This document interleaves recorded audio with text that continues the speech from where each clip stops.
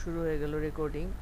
আমরা এখন introduction to operative dentistry এবং এন্ডোডন্টিক্স দুটা একসাথে নিয়েছি, কিন্তু প্রথম ভিডিওতে আমরা ইন্ট্রোডাকশন টু অপারেটিভ ডেন্টিস্ট্রি যেটা আমাদের রিটেনে আসে সেইটুকু শুধু আমরা পড়ব, ঠিক আছে? তো সেইটুকু আমরা শুধু পড়ব। ওকে, ডেফিনেশনে আমরা কি পাচ্ছি? কনজারভেটিভ ডেন্টিস্ট্রিটা আসলে কাকে বলে, ঠিক আছে? Conservative dentistry is the branch of dentistry. কি? Conservative dentistry is the branch of dentistry. আমরা যদি হাইলাইটারটা ইউজ করি, দিস ইজ হাইলাইটার, এটা হাইলাইটার, হ্যাঁ। Conservative dentistry is the branch of dentistry which deals with the preservations of tooth. মানে হচ্ছে যে আমরা এখানে ট্রাই করব প্রিজার্ভ করতে, দাঁতটাকে প্রিজার্ভ করতে, ঠিক আছে? মানে দাঁতটাকে দাঁতের যেরকম জায়গায় ছিল সেই জায়গাটায় রাখতে, ঠিক আছে? এটা আমরা চেষ্টা করব, preserve the tooth so that the tooth May remain as a functional unit in the dental arch, যাতে দাঁতটা ফাংশনাল ইউনিট হিসেবে ডেন্টাল আর্চে থাকতে পারে। মানে ওই যে আমার ক্যারিজ হওয়ার পরে আমি উপর থেকে একটা ফিলিং ম্যাটেরিয়াল দিয়ে দিলাম, এবং এটা আমি এই উদ্দেশ্যে দিব যাতে দাঁতটা আমার আর্চে থাকে। ওকে, এখন এখন চলে আসলো কি, আমি এখন পড়বো হচ্ছে কি ব্রাঞ্চ। আমরা ডেফিনেশন শেষ করে ফেলছি, এখন আমরা আসবো যে ব্রাঞ্চে, ঠিক আছে? কি ব্রাঞ্চ আমরা আগেই বলছি, অপারেটিভ, এটা আমরা ইন্ট্রোডাকশন যেটা ছিল সিলেবাসের উপর সেটার মধ্যে আমরা জেনে ফেলছি, অপারেটিভ ডেন্টিস্ট্রি অ্যান্ড এন্ডোডন্টিক্স। এখন আমরা পড়বো যে অপারেটিভ ডেন্টিস্ট্রিটা আসলে কাকে বলতেছে। হ্যাঁ, operative dentistry is the branch of conservative dentistry.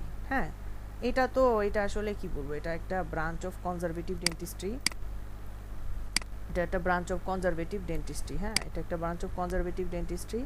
Okay, which deals with the diagnosis. হ্যাঁ, এই ডেন্টিস্ট্রির কি আমরা ডায়াগনোসিস, প্রিভেনশন। ডায়াগনোসিসটা কি? হ্যাঁ, ডায়াগনোসিস, রাইট?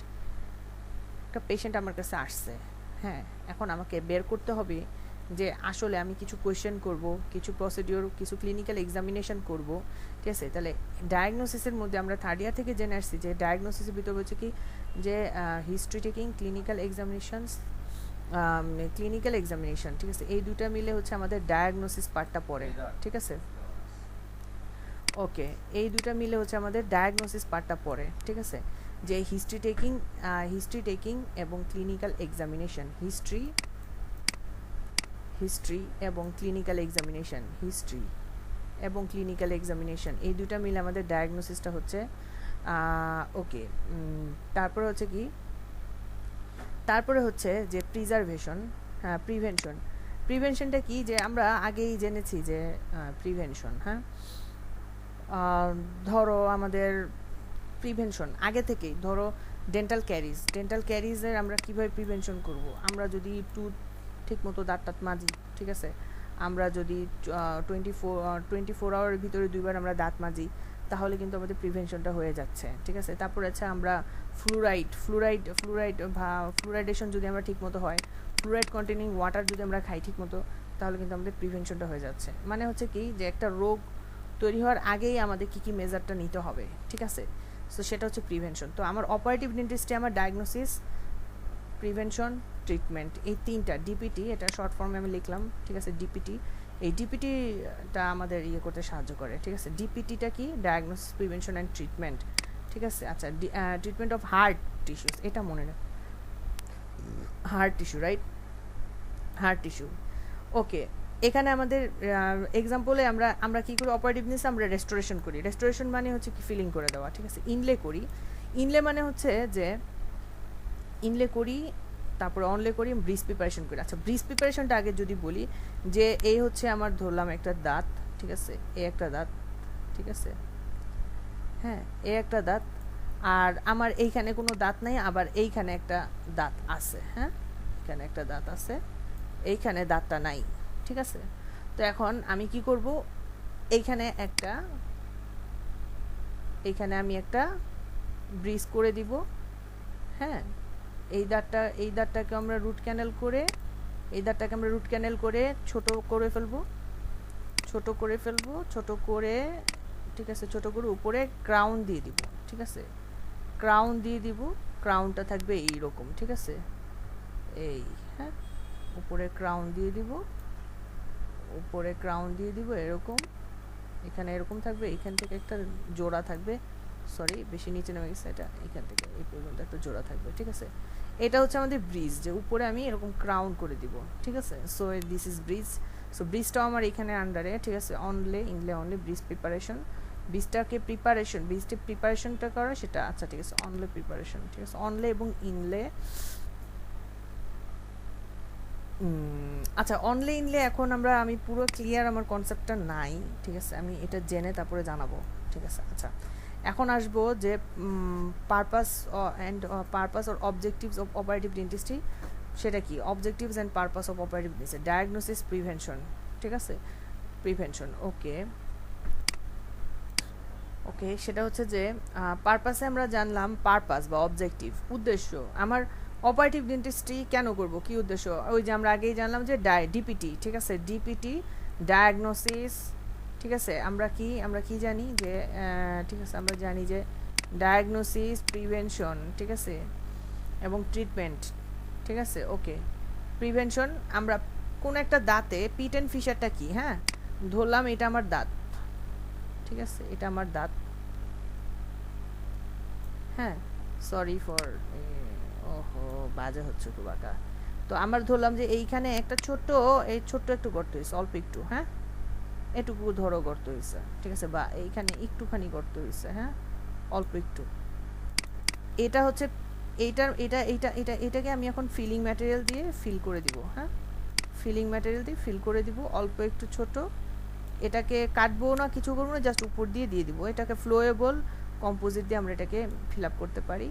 সো এটা হচ্ছে পিট অ্যান্ড ফিশার সিলেন্স। আমি যদি পিট অ্যান্ড ফিশার সিলেন্স যদি আমি আগেই দিয়ে দিই, তাহলে কি হলো, আমার এই ক্যারেজটা বড় হইল না, হ্যাঁ, that's pit and fissure. Interception, এটাই ইন্টারসেপশন, পিট অ্যান্ড ফিশার করে আমি ইন্টারসেপশন করতেছি। ইন্টারসেপশন মানে হচ্ছে যে আমি আটকে দেওয়া একটা বড়, বা পিট অ্যান্ড ফিশারটা ইন্টারসেপশনের মধ্যে পড়ে যায়, হ্যাঁ, একটা বড় ক্যারিজ, হ্যাঁ, এটা গ্রো করতেছে, হ্যাঁ, এটা এটা এটা গ্রো করতেছে, হ্যাঁ, এটা এদিকে গ্রো করতেছে। এখন আমি কি করলাম, আমি আগে আটকায় ফেললাম, ঠিক আছে, আমি ক্যারিজটা গ্রো হইতে দিলাম না, ঠিক আছে, আমি এটার ভিতরে অন্য ফিলিং ম্যাটেরিয়াল আমি দিয়ে দিলাম, ঠিক আছে, যাতে ক্যারিজটা নিচের দিকে গ্রো না করে। তাহলে কি হলো, আমার দাঁতটা ঠিক থাকলো, হ্যাঁ, আমার দাঁতটা তাহলে কি হলো, আমার দাঁতটা তাহলে ঠিক থাকলো। আচ্ছা, ওকে, তাহলে হচ্ছে যে এটাই হচ্ছে যে ইন্টারসেপশন।